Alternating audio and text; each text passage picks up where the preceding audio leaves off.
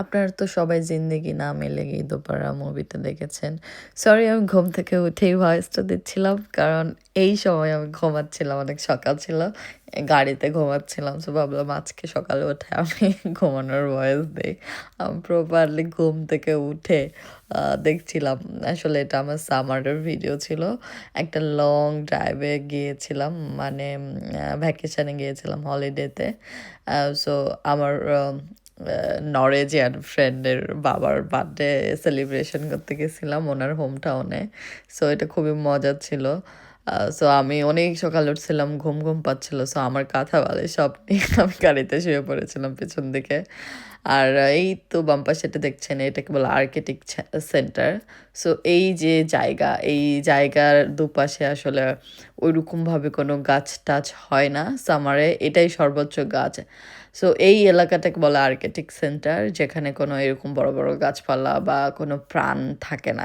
এই ধরনের ওরা ওখানে অনেক রিসার্চ করে, আর ওই জায়গাটায় বিজ্ঞানীরা বা হচ্ছে পিএইচডি যারা করে তারা সবসময় যায় রিসার্চ করার জন্য। যাই হোক, আমি আজকে জিন্দেগি না মিলেগি দোবারা মুভির যেই থাকে রোড ট্রিপের, ওইরকম আমি ভেবে ভেবে যাচ্ছিলাম ওই সময়টা সামারে। বিকজ আমি ওই সময় খুবই অসুস্থ ছিলাম, আমার কোথাও যাওয়ার কথা না, বাট আমি সব কিছু একদম ছেড়ে ছুড়ে ভেবেছি যা হবে দেখা যাবে, আমি যাবো ঘুরতে যাব। এবং আমি ঘুরেছি। সো এটা একটা অন্যরকম অনুভূতি। সো পরে ভাবলাম যে আমি টুকটাক ক্লিপ নিই এই লং ড্রাইভের, যে সামারে নরওয়ের রাস্তাঘাট কেমন হয়। এবং আমি যেহেতু নর্থের সিটিতে থাকি, আমি সাউথে যাচ্ছিলাম। সো যত সাউথে যাচ্ছিলাম তত বেশি সবুজ, নর্থেও আছে, মানে আরও সুন্দর লাগছিল। যাই হোক, আর গরমটাও বেশি পড়ছিল। সাউথে গিয়ে সর্বোচ্চ গরম পেয়েছি 27 degree Celsius, and it's feel like 30 degree Celsius. And নর্থের সে সময় ছিল ওইরকমই 1-2 ডিগ্রি কম। বাট আমি যেদিন যাচ্ছিলাম নর্থ সাইডে, এই যে এই পাশে অনেক ক্লাউডি ছিল। সো আস্তে আস্তে যখন ওদিকে যাচ্ছিলাম তখন আসলে ক্লাউডি কম ছিল। আমি বরাবরই বলি যে এই তো আশেপাশে দেখতে পাচ্ছেন যে ল্যাভেন্ডার ফ্লাওয়ারের মতো রাস্তার পাশে অটোমেটিকলি ফ্লাওয়ার বের হয়েছে। সো এগুলো সব সামারে অটোমেটিকলি রাস্তাঘাটে বের হয়, আর এত সুন্দর লাগে মনে হয় ওখানে যে শুয়ে পড়ি। বাট কিছু করার নাই, পুরো একটা রানিংয়ে ছিলাম হাইওয়েতে, যে হাইওয়ের নাম E6 আই থিঙ্ক। ইউরোপে আসলে E6 নামেই হাইওয়ে যতদূর সম্ভব আমার জানা, আমি ভুল হতেও পারি, আমি যদি ভুল হই সো সরি। সো এই হাইওয়েগুলো দিয়ে আপনি ইউরোপের এক দেশ থেকে আরেক দেশে যেতে পারবেন। বাট আমরা আরেক দেশে যাচ্ছি না, আমরা আরেকটা জায়গায় যাচ্ছি একই দেশের। সো যাচ্ছিলাম আর ভাবলাম যে টুকটাক সব কিছুর ক্লিপ নেই, তারপরে এই তো পাহাড়ের ভিতর দিয়ে আমি যাচ্ছিলাম। এখন আসলে ইয়ের ভিতর ঢুকে যাব, টানেলের ভিতর।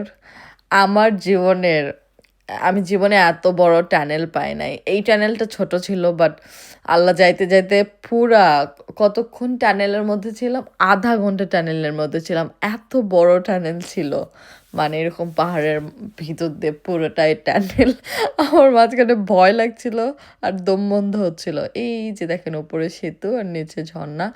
এই বাম পাশে এটা একটা পার্ক, আপনি এখানে ওই যে জঙ্গলের থিমে হাইকিং, তারপর অনেক কিছু করতে পারবেন, সে ধরনের থিম করে ওরা আসলে পার্কটা তৈরি করেছে।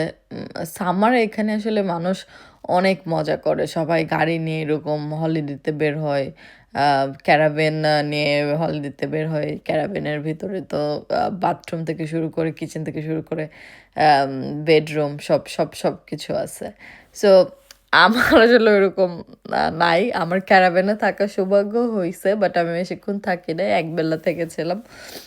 আমার ফ্রেন্ডদের ফ্যামিলিতে ক্যারাভেন ওদের নিজস্ব আছে। সো সামারে আমি গিয়েছিলাম সেখানে, সবাই মিলে আসলে খাওয়া দাওয়া করে গল্প গুজব করতে। এখন যাচ্ছি আর একটা সিটিতে, আর মজার বিষয় হলো যে এই সিটিতে যাচ্ছি, এখন আমি যেই সিটিতে, এই সিটির নাম হচ্ছে ময়রানা। এখানে আসলে গাড়ি থেমে খাওয়া দাওয়া করে এরপর যাচ্ছিলাম। আর এই তো অলমোস্ট পেয়ে গিয়েছে, এই ভিডিওতে দেখতে পাচ্ছেন আমি যে সিটিতে যাচ্ছি ওইখানে একটা অনেক বড় মাউন্টেন আছে। মাউন্টেনটার নাম হচ্ছে টরগ্যাতেন আই থিঙ্ক। আমি ভুল হইতেও পারি কারণ নরওয়েজিয়ান নামগুলো অনেক কঠিন, আমি ভুলে যাই, আই এম সরি।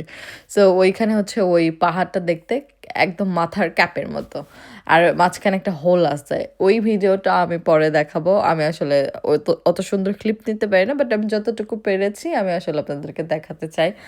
আর আহ, নরওয়ের সৌন্দর্য আসলে আমি আবারও বলবো যে এইভাবে আমি দেখা করতে পারবো না, শেষ করতে পারবো না, সরাসরি না দেখলে বোঝা যায় না, বাট আমি চেষ্টা করি আপনাদেরকে দেখানোর। আমি খুবই হ্যাপি এই ভিডিওটা দেখছিলাম, আর আমার খুবই মানে খুবই ভালো লাগছিল। যাই হোক, আপনারা কিন্তু আমার কোনো কথাই শোনেন না, আপনারা আমার পেজে লাইক শেয়ার কমেন্ট দেন না, এবং আমাকে কমেন্ট করেন না, এবং আমার ইউটিউব চ্যানেলেও সেম কাজ করেন না। আমি খুবই খুবই হতাশ আপনাদেরকে নিয়ে। অবশ্য বাঙালিদের নিয়ে হতাশ হয়, স্বাভাবিক, আমরা তো বাঙালি। যাই হোক, সো আমি আসলে দেখতে দেখতে অলমোস্ট ওই সিটির কাছে চলে এসেছিলাম, আর ওই সময়কার গরমের কথা আমার মনে আছে স্টিল। ও বাবা, এত বেশি গরম ছিল।